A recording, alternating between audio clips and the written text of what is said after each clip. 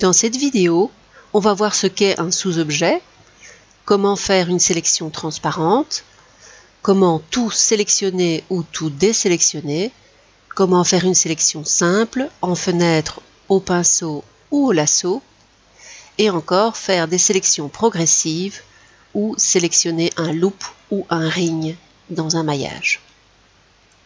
Qu'est-ce qu'un sous-objet? Un sous-objet est un élément du maillage. Il y a trois types de sous-objets, les points, les arêtes et les faces. Il est donc possible de sélectionner des points, des arêtes et des faces.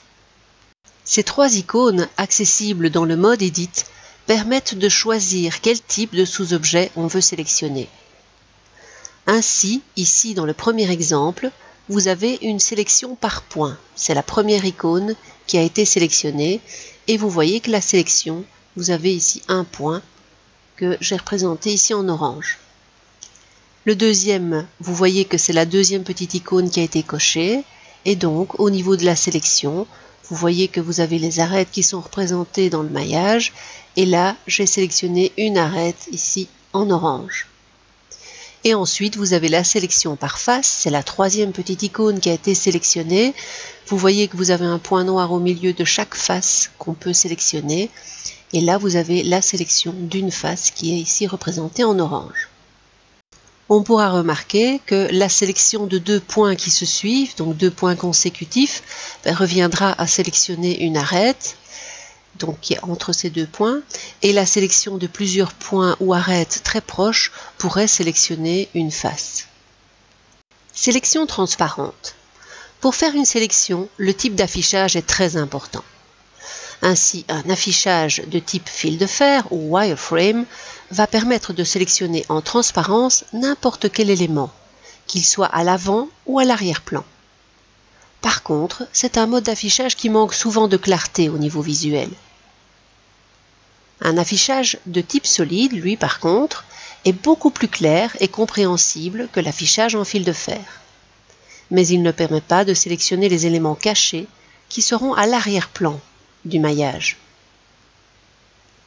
L'icône Show X-Ray permet d'avoir à la fois une vue claire sur les éléments et en plus la possibilité de sélectionner des éléments cachés situés à l'arrière-plan. C'est quand cette icône est foncée qu'elle est active.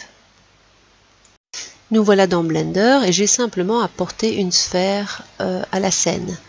Nous sommes dans le mode objet qui fait que quand je sélectionne l'élément, il se sélectionne entièrement.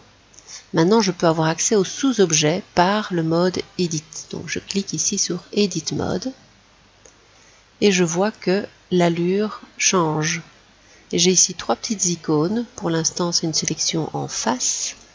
Je peux avoir une sélection en arête et une section en point. Donc ici au-dessus, vous avez les trois petites icônes qui peuvent vous permettre de sélectionner des éléments différents. Si vous avez des sélections en point, vous pouvez aller cliquer sur des points. Avec Shift, vous pouvez en rajouter. Et je peux aussi sélectionner des arêtes. Par exemple ici, je sélectionne trois arêtes. Je peux aller sélectionner des faces en sélectionnant simplement des faces et avec Shift, j'en sélectionne plusieurs. Voilà le principe donc de ces trois petites icônes. Alors au niveau de l'affichage, ce n'est pas facile parce que si je veux sélectionner des choses à l'avant et à l'arrière-plan de l'objet, je ne sais pas le faire. Ici, c'est un mode opaque. Je peux avoir un mode transparence, donc c'est uniquement l'affichage qui va être bougé. Donc je vais ici sur cette petite icône-ci, Show X-Ray, et vous voyez que j'ai le maillage qui se met en transparence. Ça veut dire que je vois les éléments qui sont à l'avant-plan de cette sphère et les éléments qui sont de l'autre côté. Vous avez aussi l'affichage en fil de fer qui vous permet de faire la même chose, mais ici, ça se confond un peu avec le fond qui fait que c'est moins clair, moins visible. Donc, cette petite icône-ci permet de passer du mode opaque au mode transparent. Sélection simple, en fenêtre, au pinceau ou au lasso. 4 icônes de sélection sont disponibles dans le menu T, au-dessus à gauche dans la fenêtre 3D. La première icône permet de faire des sélections simples, en cliquant simplement sur un objet ou un sous-objet. La deuxième icône permet de faire une fenêtre de sélection. On clique les deux points opposés de la fenêtre. Le troisième permet de faire une sélection au pinceau en venant glisser le pinceau sur les éléments de maillage qu'on veut sélectionner. Et le dernier, c'est la sélection au lasso, où on va essayer de faire un contour qui va sélectionner tous les éléments qui sont repris à l'intérieur. Vous pouvez aussi voir la vidéo Blender 2.8, sélection de base. Nous avons ici une icône qui reprend tous les modes de sélection. Donc, quand on clique dessus, avec le clic enfoncé, on a les 4 modes de sélection principaux. Alors Select permet de sélectionner, donc toujours par rapport au type d'objet évidemment. Ici j'ai des points. Je sélectionne un point et je peux, avec Shift enfoncé, ajouter à la sélection. Si je sélectionne 4 points, j'ai une face qui est sélectionnée. Si je ne sélectionne que 2 points, donc clic plus Shift, je sélectionne un deuxième point, vous voyez que c'est l'arête qui a été sélectionnée. Alors, Select Box, c'est une sélection en fenêtre. Je clique un premier point, je reste avec la souris enfoncée et je lâche. Et j'ai tous les points qui sont compris dans la fenêtre qui sont sélectionnés. Alt A me permet de tout désélectionner. Alors si je veux utiliser la fenêtre de sélection, je peux aussi taper B. J'ai directement le curseur qui change d'allure et hop, j'ai aussi fait une fenêtre de sélection. Alt A pour tout désélectionner. Alors ici, et vous avez ici en haut le troisième mode de sélection, c'est le Select Circle, ce que j'appelle le mode de sélection en pinceau. Vous avez le curseur qui se transforme en cercle et ce cercle va toucher des points. Donc vous restez avec le clic de la souris enfoncé et vous venez balayer les points que vous voulez sélectionner. Alors j'attire votre attention sur le fait, évidemment j'ai ici une sélection transparente. Je peux aller cliquer ici à tout moment pour faire une sélection opaque. Et imaginons que je ne voulais pas sélectionner les points ici à l'arrière-plan. J'ai ici une petite icône, donc dans le premier onglet de la fenêtre des propriétés, une petite icône qui retire les éléments. Donc je rebalaye les points et ça va retirer les éléments de la sélection. Maintenant imaginons que je veux en rajouter, je prends l'icône du milieu, ça me permet d'étendre ma sélection et de rajouter éventuellement une rangée de points. Puis après, je fais la modification que je veux, mais mes points sont sélectionnés. Voilà, alors j'ai fait Alt A donc pour tout désélectionner. Et maintenant, si je pousse sur C, j'ai aussi ce mode de sélection donc en pinceau. Mais regardez, quand je fais aller la roulette de la souris, je peux agrandir éventuellement l'outil pour aller plus vite dans la sélection. Et autre avantage, c'est que je peux aussi, donc évidemment maintenant réduire. Si je pousse sur la roulette de la souris, à la place du clic gauche, je peux désélectionner une rangée de points. Donc je pousse sur le clic gauche pour en rajouter et je pousse sur la roulette pour en retirer. Je peux aussi cliquer, plic et bloc des éléments et si je rajoute et si je retire, voilà. Une sélection donc relativement vite faite. Si je veux sortir du mode de sélection, je fais un clic droit.